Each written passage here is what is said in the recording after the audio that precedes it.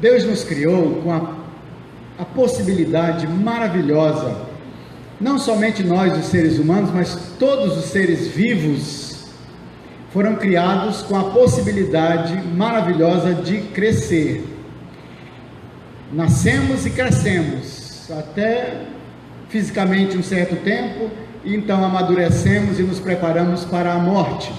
Não é? Esse é aquilo que Deus fez com a criação dos seres vivos. Então nós podemos crescer fisicamente, podemos crescer intelectualmente, podemos crescer emocionalmente, depende de quais as pessoas que estão ao nosso redor nos ajudando, né? Nossa família, e também crescemos espiritualmente. Então Deus nos fez para crescermos.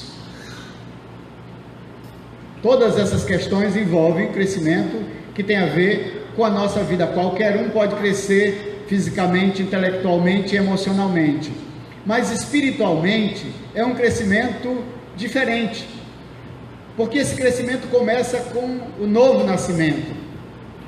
Então nós também nascemos ou fomos salvos por Deus para crescermos, para não ficarmos do mesmo jeito, no mesmo plano, né? Deus então nos salvou para que nós pudéssemos crescer. Então, assim, a gente vai ver na natureza que tudo cresce, as árvores, os animais e também os seres humanos. Na natureza, Deus fez dessa maneira, para que a gente pudesse crescer. Lembrando, irmãos, do que o apóstolo Pedro já falou no capítulo 1, então nós temos uma ordem que Pedro apresenta, que Pedro escreve, que ele coloca na carta a respeito da salvação.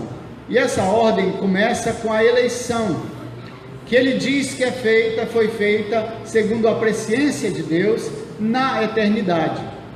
Esse é o primeiro aspecto desse conjunto de fatos que aconteceram por meio de Deus, da determinação de Deus, da soberania de Deus para a nossa salvação. Segundo, é a regeneração, segundo a obra de Cristo, que envolveu sua morte e sua ressurreição. Isso aconteceu, diz a Bíblia, na plenitude dos tempos. Na plenitude dos tempos veio Cristo. Aquele era o momento exato, determinado por Deus, escolhido por Deus, para Jesus nascer, para ele vir a este mundo. Por isso, o Evangelho, quando escreve esse momento, chama de a plenitude dos tempos. Então, nessa plenitude dos tempos, Cristo veio. Terceiro, a santificação pela obra do Espírito Santo. Essa santificação, que é primeiramente definitiva, porque tem a ver com a morte e ressurreição de Cristo, e uma santificação contínua, que tem a ver desde a nossa conversão até a segunda vinda, tudo que vai acontecer na nossa vida, espiritualmente falando, tudo que vai acontecer tem a ver com essa obra do Espírito Santo, que é a santificação. A gente lembra também que o testemunho da salvação é a santidade. É a santidade que testemunha da salvação. Quem é salvo também é santo. Foi santificado definitivamente em Cristo e continua sendo santificado, ou seja, voltando sempre àquele estado da conversão, onde nossos pecados foram cancelados, apagados. Então nós continuamos sempre nessa, eu não vou dizer processo ou progresso na santificação, porque na verdade não tem exatamente essa santificação progressiva. Na verdade, a santificação ela é inicial, definitiva, e ela é constante na nossa vida até a vinda do Senhor Jesus.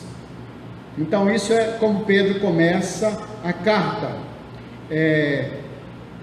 Hoje à noite a gente vai ler alguns versículos do capítulo 2, mas quero falar do geral dos capítulos 2 e 3, porque ele vai tratar sobre um assunto só, nos capítulos 2 e 3, que ele chama de crescimento para a salvação.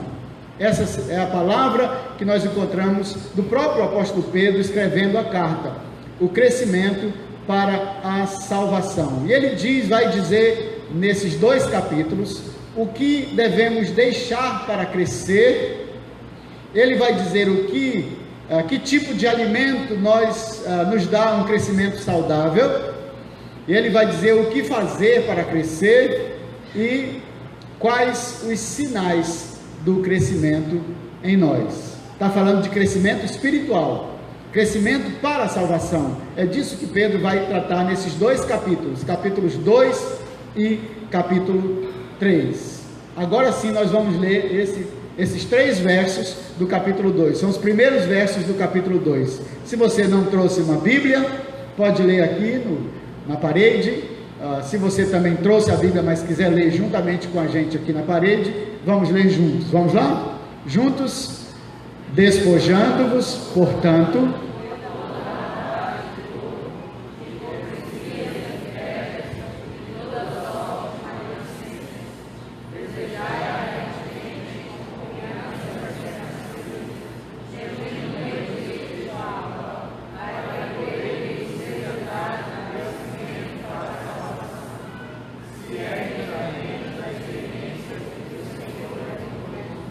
muito bem, então nós temos aqui esses 3 versos.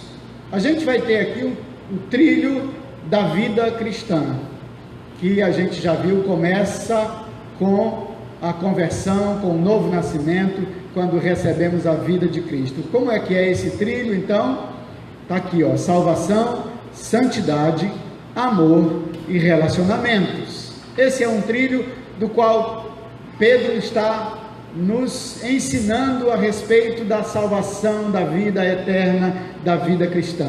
O todo é a salvação. Nós testemunhamos da salvação com a santidade. A santidade se evidencia com o amor. E o amor se evidencia nos nossos relacionamentos.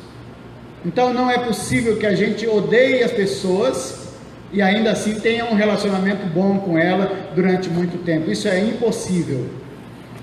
Se nós queremos desenvolver relacionamentos saudáveis, bons, o amor tem que estar em nós. Precisamos amar as pessoas se queremos ter um bom relacionamento com elas. Então esse é o trilho da vida cristã. Começa com a salvação, que é testemunhada pela santidade, que é evidenciada pelo amor e que desemboca nos nossos relacionamentos. Nós não podemos crescer na salvação, porque não tem níveis de salvação, não é? Assim, alguém não pode dizer, olha, eu estou mais salvo do que você. Não tem níveis de salvação, ninguém está mais ou menos salvo, ou se está salvo, ou se é salvo ou não é. Mas não tem ninguém crente que possa dizer, não, eu sou mais salvo, ou eu sou menos salvo, ou você é menos salvo, eu sou mais salvo do que você. Também não podemos pensar num crescimento em santidade. Na Bíblia nós não encontramos esse crescimento em santidade. Eu sou mais santo do que você. Santidade também não tem níveis. Ou a gente é santo, ou a gente não é santo. A gente já viu o que a Bíblia fala a respeito da santidade. Para Deus e para os filhos de Deus. Então, nós não podemos dizer que a gente vai crescer em santidade. Mas há uma coisa muito interessante que a Bíblia diz, que nós podemos crescer no amor. Se você puder abrir sua Bíblia aí em Filipenses capítulo 1, Filipenses 1, a gente vai ler esse texto. Filipenses capítulo 1, versos 9 a 11. Filipenses capítulo 1, versos 9 a 11.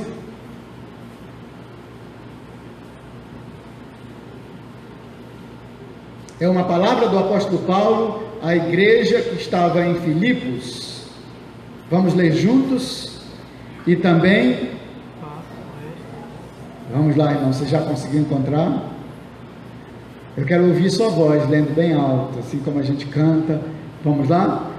E também faço esta oração.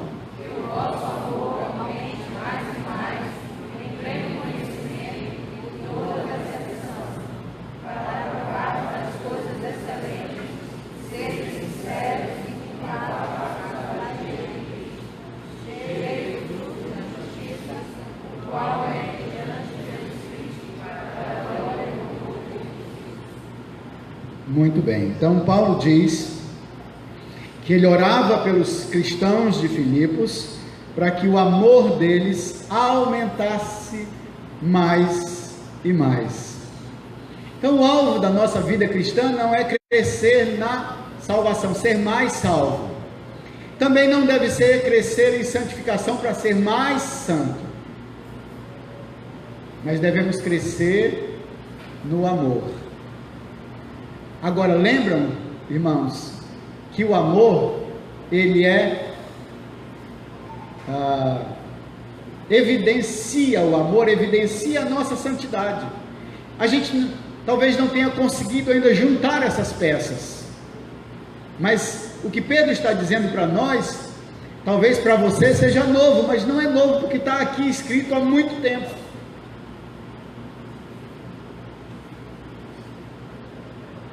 O que evidencia a nossa santidade é a maneira como nós amamos as pessoas.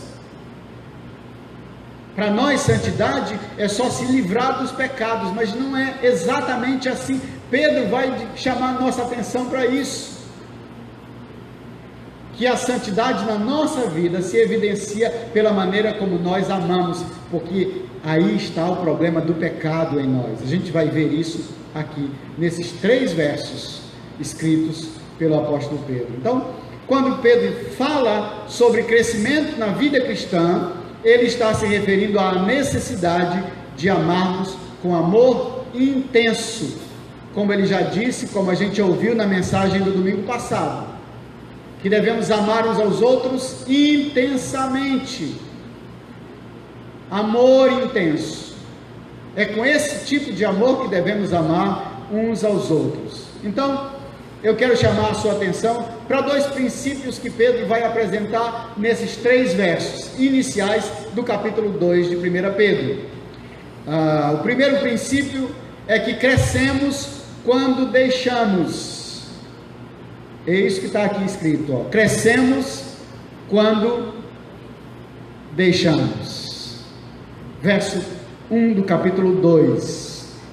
Despojando-vos, portanto, de toda maldade e dolo, de hipocrisias e invejas, e de toda sorte de maledicências. Crescemos quando deixamos. Bem, Pedro coloca como segunda expressão aqui o portanto, mas ele poderia muito bem ter começado esse texto com o portanto, porque é interessante que o portanto vai nos ligar a tudo que ele já disse até esse momento. Tudo que ele já falou a respeito de como é necessário que a gente ame uns aos outros com amor intenso. O portanto chama a gente, leva a gente de volta para tudo que ele já disse. Porque ele está dizendo que a causa que nós devemos fazer, o que nós devemos deixar, tem a ver com tudo que ele já disse até esse momento. E aí então ele começa com essa palavra despojando-vos. Despojar é deixar para trás, abandonar, como se faz com uma roupa suja, como trapos contaminados. Pedro está usando essa expressão, despojando-vos, ou seja, deixando para trás, deixando de lado, tirando de sobre nós aquilo que contamina, aquilo que pode impedir que a gente caminhe, que a gente cresça no amor. A gente precisa deixar para trás, tirar de sobre nós. Essa é a advertência que Pedro está dando a todos nós.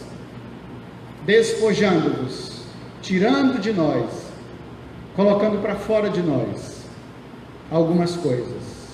E o que ele vai dizer que nós precisamos deixar de lado, porque contamina a nossa vida. Aquilo que é necessário deixar para crescer em amor. Primeiro ele diz que nós precisamos deixar a maldade. É isso que ele diz: despojando-vos, portanto, de toda a maldade. Não é somente de alguma maldade, né? Mas de toda a maldade. Sabe, queridos, quando Pedro se refere à maldade que precisa ser deixada pelos crentes, é o contínuo desejo de causar dor, mal ou sofrimento ao próximo. Essa é a maldade que Pedro está dizendo deve sair de nós, sair do nosso coração, sair da nossa mente, sair dos nossos relacionamentos, ser tirado de nós, deixado para trás. Tudo aquilo que pode causar dor, mal ou sofrimento ao próximo. Pedro diz que o cristão que quer crescer precisa abandonar o desejo maligno de ferir, machucar e ofender.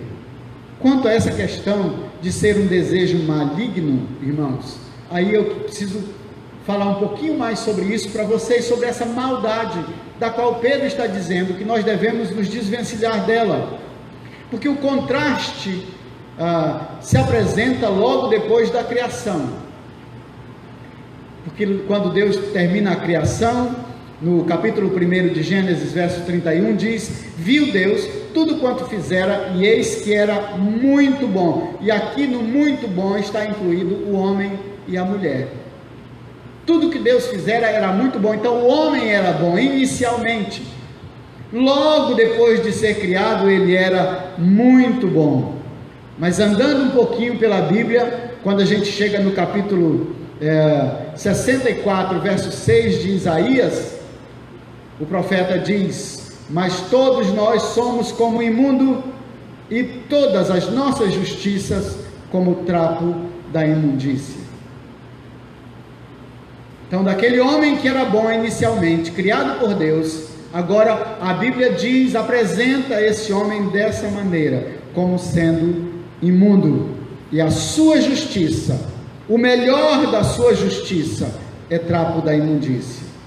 E em Romanos capítulo 7, verso 18, o apóstolo Paulo, falando sobre a natureza caída, ele diz: porque eu sei que em mim, isto é, na minha carne, não habita bem nenhum.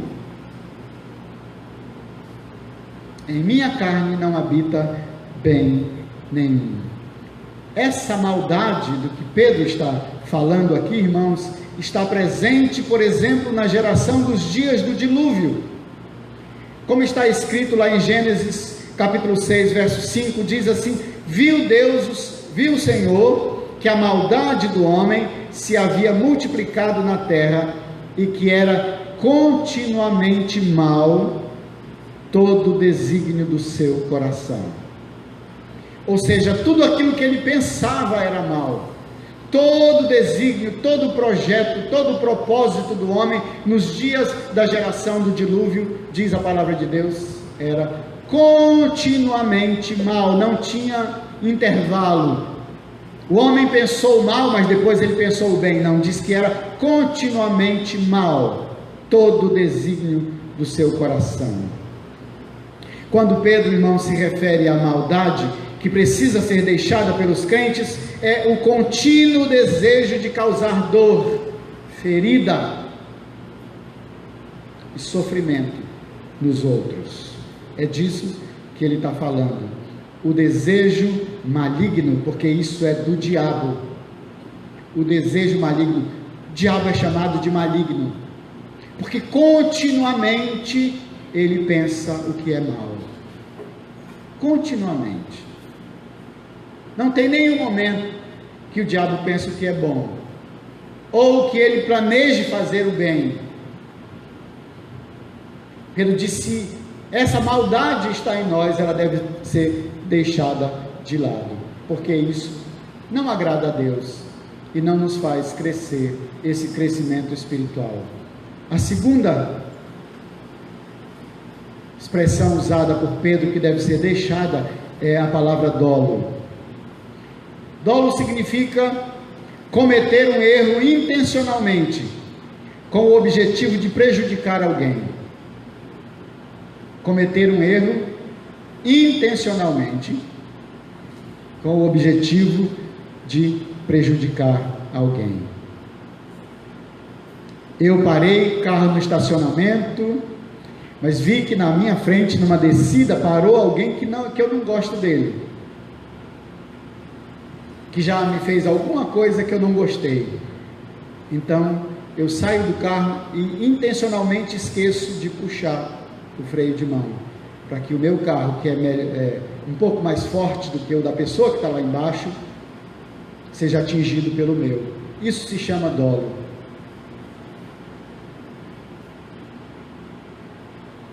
É cometer um erro intencionalmente, deixar o freio de mão baixado, né? É um erro intencional, porque ele tinha o objetivo de acabar com o carro de alguém de quem ele não gosta, que está lá na frente, lá embaixo. Pedro está advertindo que o crente não pode agir, é outra palavra para dolo, traiçoeiramente. Ele não pode ser traiçoeiro, não pode ter uma conduta fraudulenta, nem agir com astúcia, porque isso seria, irmãos, maquinar o mal, pensar o mal, cogitar o mal. Por isso ele diz que não devemos viver assim. Mas deixa eu lhe dizer uma coisa, que agir dolosamente é próprio da natureza corrompida. Em Eclesiastes capítulo 7, versos 29, a gente aprende Deus dizendo assim, que ele fez o homem reto, mas o homem se meteu em muitas astúcias. A palavra astúcia é a mesma palavra para dolo. Ele se meteu em muitos dolos, ele se meteu em muitas astúcias, ele começou a agir traiçoeiramente. Lá em Gênesis capítulo 27, verso 35, a gente encontra a palavra triste de Isaac.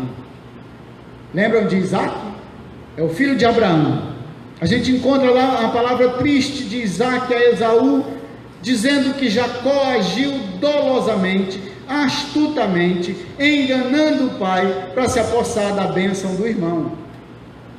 Essa é a palavra que Isaac usa para Esaú. Teu irmão agiu astutamente, dolosamente, intencionalmente, para prejudicar você, Esaú. A gente lembra de toda a história de Jacó, do que ele fez, como ele enganou Esaú. Aliás, o nome dele podia muito bem ser mesmo enganador, ou aquele que engana, ou aquele que se apropria do que não é seu. Agora, a gente, continuando a história de Jacó, a gente lembra que Jacó fez isso, agiu dolosamente, astutamente, enquanto ele está na família. Mas um dia ele sai para Padã Arã, e quando ele vai no caminho de Padã Arã, ele tem um encontro com Deus. Ele arranja lá uma pedra para dormir, já é tarde. Ele então procura uma pedra, põe por travesseiro e dorme, e sonha. E no sonho então tem uma escada que é colocada do céu até a terra, e os anjos de Deus desciam e subiam por ela. E Jacó então acordou, e ele disse: puxa, Deus está aqui nesse lugar. Eu não sabia, Deus está aqui. E Jacó diz: olha, se o Senhor for comigo, e o Senhor me acompanhar, e o Senhor me fizer ir à terra de Padã Arã e voltar para minha família, então o Senhor será o meu Deus, e de tudo eu te darei o dízimo.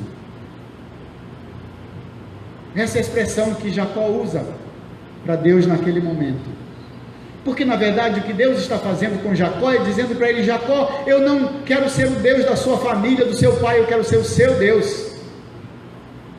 Muitas vezes podemos pensar, não, eu sou filho, meu pai é crente, então está tudo bem, está tudo legal, eu posso viver do jeito que eu quiser, porque meu pai é crente. Meus irmãos, isso é enquanto nós somos crianças. Aí a bênção de Deus está sobre os filhos. Depois que eles crescem, eles precisam pessoalmente ter esse encontro com Deus. Deus está dizendo: Jacó, até aqui você é Jacó. Se eu quero ser o seu Deus, Jacó, não somente o Deus de seu pai, o Deus de seu avô Abraão. Jacó vai, passa um tempo lá em Padã Arã e volta. E quando ele volta no Val de Jaboque, novamente tem um outro acontecimento entre ele e Deus, porque Deus se apresenta para Jacó ali e luta com ele. E depois daquela luta, Deus diz: a partir de hoje, Jacó, você não vai mais ser chamado Jacó, você vai ser chamado Israel, príncipe de Deus.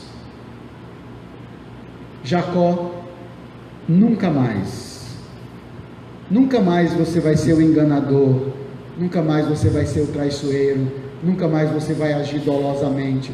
Daqui para frente, você vai ser príncipe de Deus, você vai ser Israel.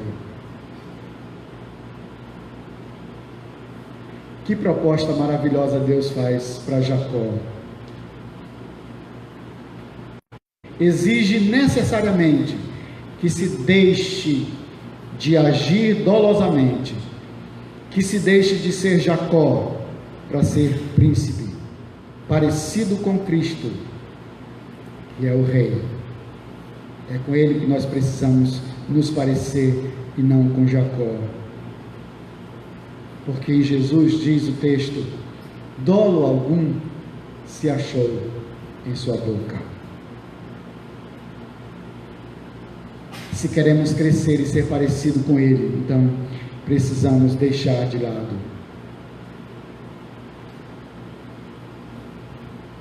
agir traiçoeiramente. A outra palavra que Pedro usa é hipocrisias. Devemos deixar também toda a hipocrisia. E a gente lembra, a gente sabe que hipocrisia é se fazer passar por outra pessoa que não somos. Essa era uma palavra que era usada para os atores, porque o ator, ele na verdade encarnava no papel uma outra pessoa. Então ele era o chamado hipócrita. Mas é interessante que esse termo, passou a ser utilizado não como uma coisa boa, mas ainda com essa ideia de que o que as pessoas veem não é exatamente o que eu sou. Eu sou outra pessoa. Eu sou o que vocês não conhecem. O hipócrita é assim. Quando Jesus fala dos escribas e fariseus, ele diz que os escribas e fariseus hipócritas, e daí a gente precisa entender que Jesus não está dizendo que todo escriba e todo fariseu era hipócrita, mas ele está dizendo que os fariseus e que os escribas hipócritas, eles eram raça de víbora, sepulcros caiados, porque eles não obedeciam a Deus e eles não eram sinceros naquilo que eles faziam, e a gente conhece muito bem o que o Novo Testamento fala a respeito dele. Hipocrisia é alguma coisa que não agrada a Deus, porque o hipócrita ele quer parecer outra pessoa para de alguma maneira levar alguma vantagem. Depois Pedro fala sobre a inveja, que nós também devemos nos despojar, deixar, abandonar a inveja. E eu fui ver algumas coisas sobre a inveja, e eu descobri que inveja é o desejo constante e impossível de conter, e que incendeia o coração de alguém que almeja a todo custo as conquistas e os bens dos outros. Isso é a inveja, que incendeia o coração de alguém que não está feliz nem contente com o que ele tem, com o que ele recebeu. A inveja demonstra falta de contentamento, de reconhecimento e de gratidão a Deus pelo que tem recebido sem merecer. Há muitos exemplos na Bíblia de pessoas que foram consumidas pela inveja. A primeira delas está naquele texto que nós lemos em João, Caim. Caim não ficou contente de ver que Abel obedeceu a Deus e que Deus recebeu a oferta de Abel, mas não recebeu a de Caim. Deus se agradou de Abel, mas não se agradou de Caim, e isso encheu o coração de Caim de inveja. E o que ele fez? Assassinou seu irmão, matou seu irmão. O segundo exemplo que eu queria trazer hoje à noite é o de Absalão. A gente lembra do Absalão. Por fora, lembra do pastor Hernan? O que ele disse do Absalão? Por fora, um pão, por dentro, um cão, né? O Absalão, por fora é um pão, bonito, uma espécime rara, né? Lindão, cara, um gato. As moças lá de Israel ficavam apaixonadas por ele. Cabelo comprido, imagina aquele homem, né, andando no cavalo, cabelo balançando ao vento, então deixava todo mundo assim pensando, puxa, se eu fosse Absalão. Filho do rei, boa palavra, sabia como manipular as pessoas com a sua palavra. Diz a palavra de Deus, irmãos, que ele ficava, quando ele entrou em guerra contra o seu pai, quando o coração de Absalão se encheu de inveja por causa da coroa do pai, a coroa da cabeça, o coração dele se encheu de inveja por isso. Ele então começou a disseminar no meio do povo: se eu fosse o rei, a causa de vocês já tinha sido resolvida, mas eu não sou o rei. Se eu fosse o rei, eu diminuiria os impostos. Se eu fosse o rei. Isso foi contaminando pessoas, e pessoas foram se juntando ao Absalão, que era um pão por fora, mas um cão por dentro. Muita gente se agregou a Absalão para dizer: de fato o rei Davi não é bom, ele é mau, ele não quer o nosso bem, a gente deve tirá-lo do trono, quem deve estar lá é Absalão.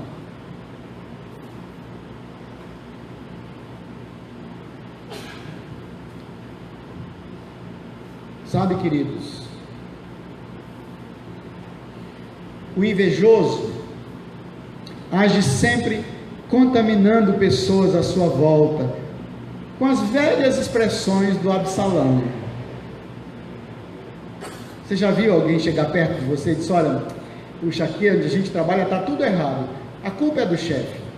Você já viu alguém chegar perto de você e dizer isso? Está tudo errado.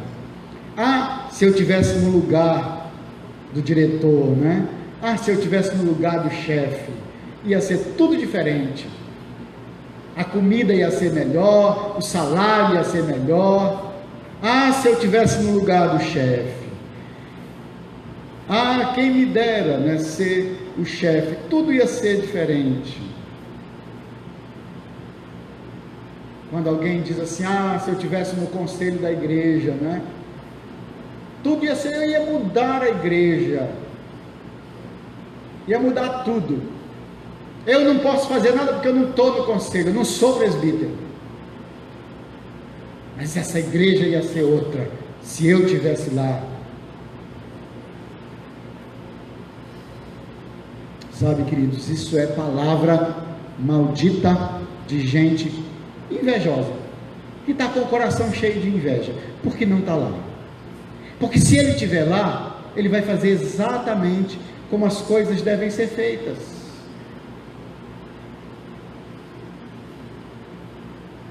Mas o que acontece? Qual é o desejo do invejoso? É contaminar pessoas. Então deixa eu dizer uma coisa: se alguém chega perto de você com essas ideias, puxa, se eu fosse deputado, se eu fosse vereador, se eu fosse o gerente, se eu fosse presbítero, diácono, ia ser... Irmãos, diga para ele, essa palavra é simplesmente do diabo. Como é que está a sua família? Você administra bem sua casa?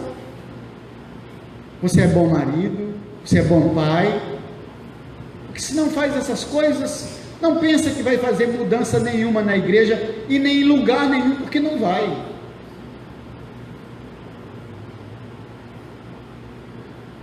Mas o invejoso pensa que ele pode mudar as coisas. Porque na verdade, essa é uma ladainha muito antiga, muito velha. Essa ladainha é de quem na verdade está querendo puxar o tapete de alguém. É essa ladainha. Se eu fosse o chefe. Está doido pelo cargo do chefe. Se o chefe piscar, ele toma o cargo dele. Ou vai fazer alguma coisa para que o chefe caia. Gente que não está contente com o salário. Gente que não está contente com a posição.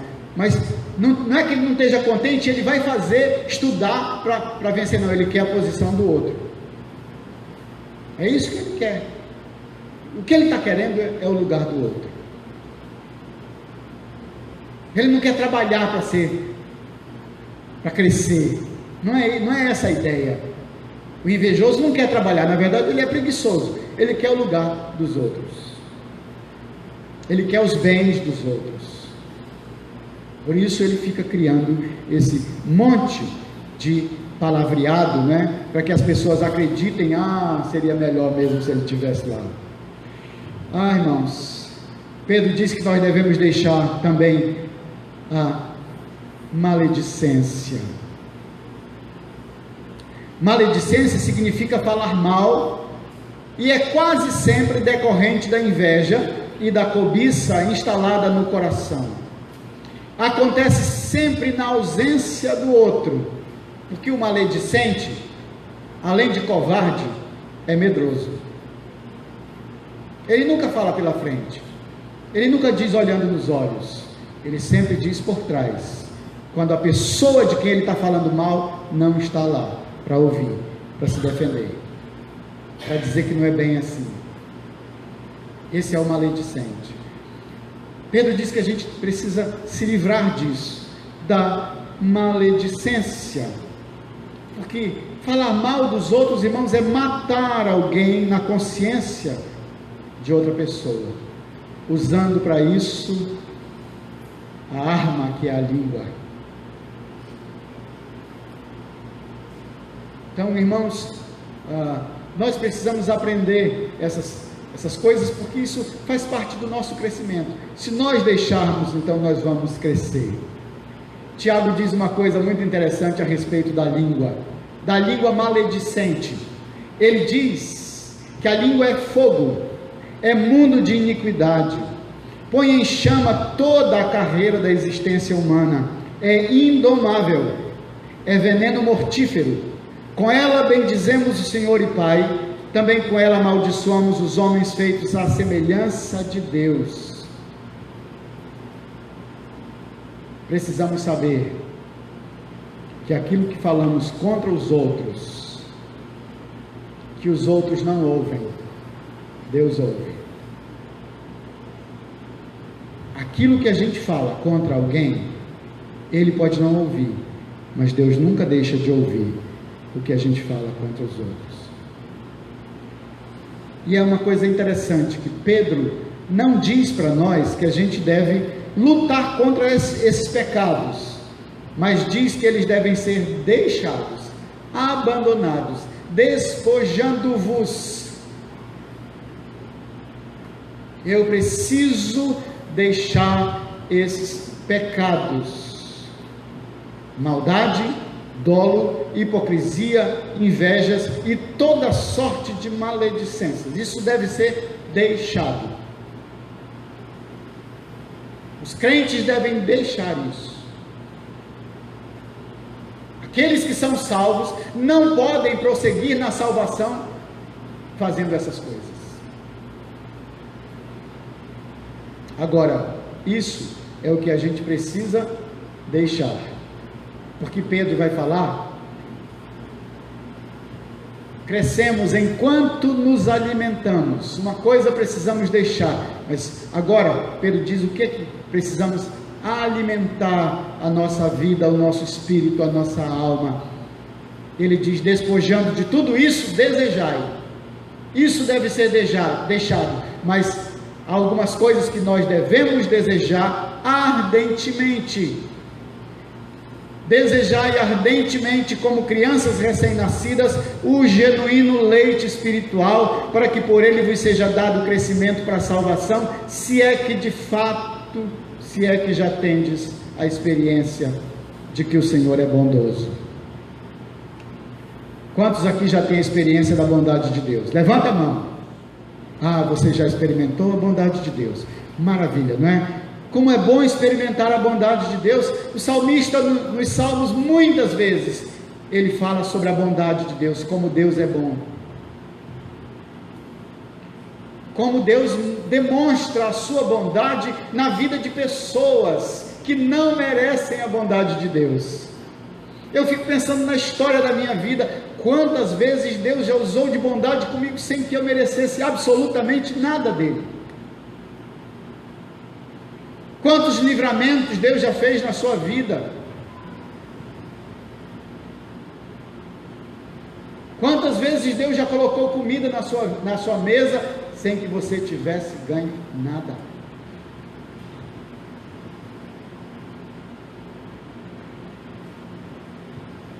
Crescemos enquanto nos alimentamos. Ele diz, Pedro chama a nossa atenção para algo importante sobre esse alimento que nos faz crescer.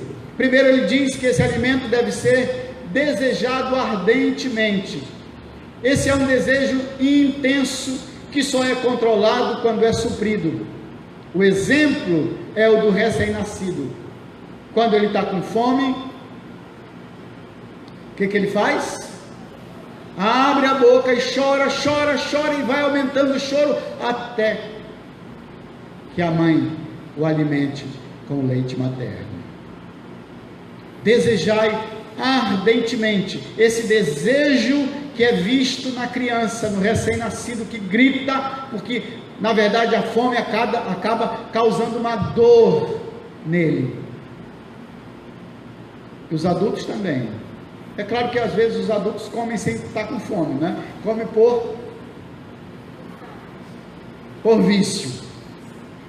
Mas o bebê, o recém-nascido, não come por vício, come por extrema necessidade. Pedro está chamando a nossa atenção para a extrema necessidade que nós temos do alimento que vai nos fazer crescer para a vida eterna. Ele disse que esse alimento deve ser genuíno, verdadeiro, puro, sem contaminação. A gente não pode pensar em outra coisa que seja genuína, pura, sem contaminação, a não ser a palavra de Deus. E certamente, irmãos, Pedro está falando da palavra de Deus, que nós devemos desejar ardentemente a palavra de Deus em nós, porque só ela pode suprir as necessidades da nossa alma. Quando a gente lê os salmos, quando a gente lê o Salmo 19, há uma descrição da lei de Deus ali, ela é perfeita, restaura a alma, fala da simplicidade da palavra de Deus, da pureza, da eternidade dela, da perfeição dela. Desejai ardentemente o genuíno leite espiritual. Certamente Pedro está falando desse leite que é a palavra de Deus. E ele ainda diz que esse leite deve ser espiritual. Não é um leite que alimenta o físico, mas é um leite que alimenta a alma. Leite espiritual o leite da palavra de Deus alimenta nossa alma. Num momento assim muito difícil da minha vida, no seminário, foi um versículo da palavra de Deus que fez uma mudança tão grande naquele momento de angústia, de sofrimento, de saudade. Salmo 119, verso 50 diz assim: o que me consola na minha angústia é isto, que a tua palavra me vivifica. Esse texto, eu li esse texto como eu nunca tinha lido. Eu li esse verso, talvez como eu nunca vou ler outra vez, porque naquele momento, quando eu li esse verso, o que me consola na minha angústia é isso, que a tua palavra me vivifica. Deus, com a força da sua palavra, trouxe ao meu coração refrigério, paz e alegria em meio àquele momento de crise.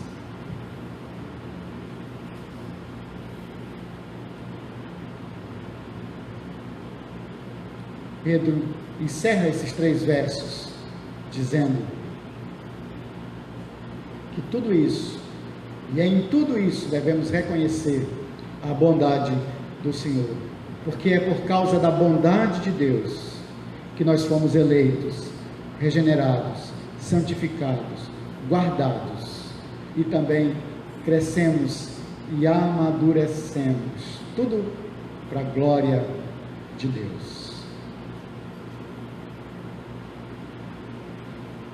Se quisermos crescer espiritualmente, há algumas coisas que precisamos deixar.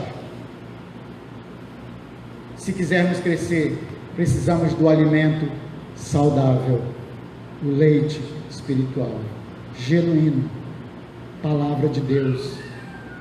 É ela que vai amadurecer nossa vida para Deus, para viver aqui no meio das pessoas. Meus irmãos, amor tem a ver com relacionamento. Aquilo que nós precisamos deixar, talvez esteja consumindo os nossos relacionamentos. Talvez esteja estragando nossos relacionamentos. Como que a gente pode aplicar tudo isso à nossa vida, ao dia a dia da nossa vida? Primeiro, eu queria que você lesse o que está aqui. Entendendo que a palavra de Deus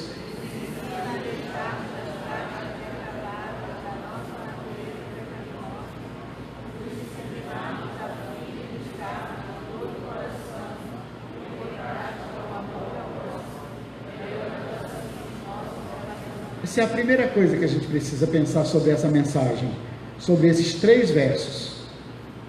Se você entende o que Deus está falando para você, se você entende que a palavra de Deus nos ensina a deixarmos as práticas depravadas. Quando eu uso a palavra depravada, é aquela expressão lá, né? Calvinista, que diz que o homem é totalmente depravado. É aquela expressão que a gente leu lá em Isaías, que nós somos como imundo e toda a nossa justiça como trapo de imundície. É disso. Essas coisas que consomem nossos relacionamentos, roubando de nós o amor. Então, se a gente entende assim, precisamos deixar essas práticas da nossa natureza pecaminosa, nos disciplinarmos, a fim de buscarmos de todo o coração pôr em prática o amor ao próximo, melhorando assim os nossos relacionamentos. Segundo, vamos lá? Vamos ler? Eu queria ouvir os irmãos todos lendo. Ouvir.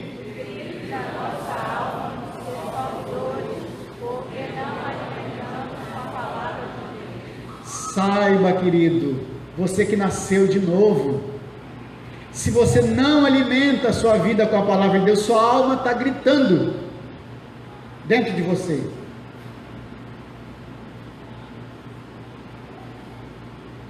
Eu quero palavra de Deus. Eu quero palavra de Deus.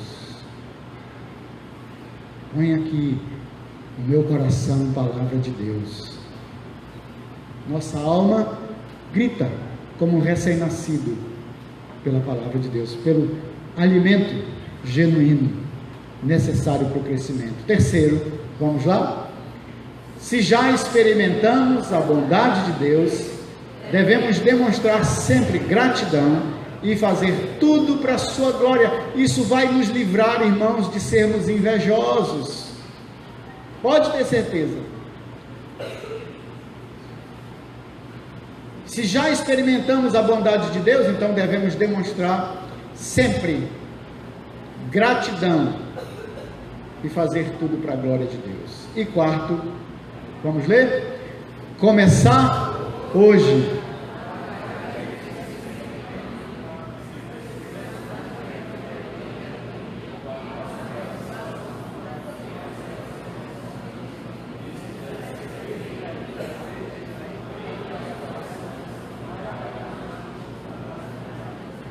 Amanhã nosso coração encontrará uma desculpa para nos enganar,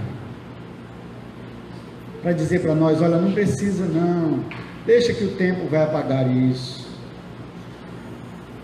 Meus irmãos, se tem alguma coisa impedindo o nosso crescimento, hoje,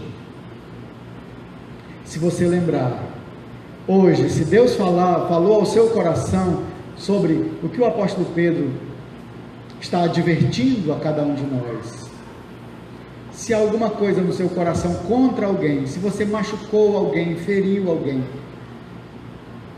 não deixe para amanhã, faça hoje, procure hoje, acerte hoje, renove hoje seu relacionamento quebrado com alguém. Que o Senhor Deus nos abençoe, queridos, que a gente possa ter uma semana abençoada. Essa mensagem que está no boletim, ela vai para o grupo familiar.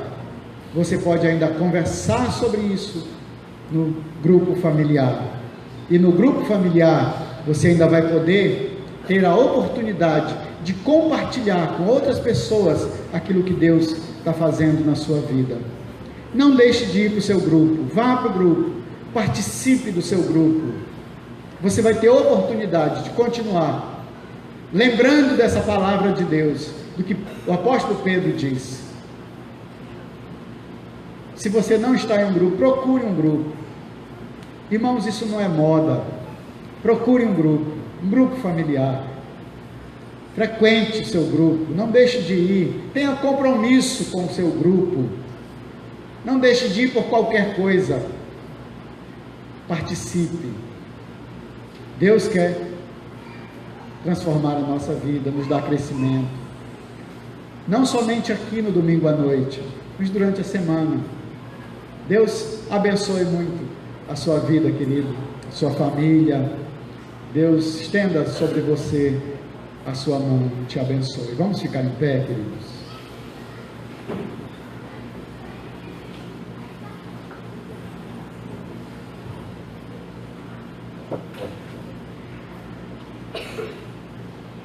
Senhor, muito obrigado pela palavra que lemos hoje à noite,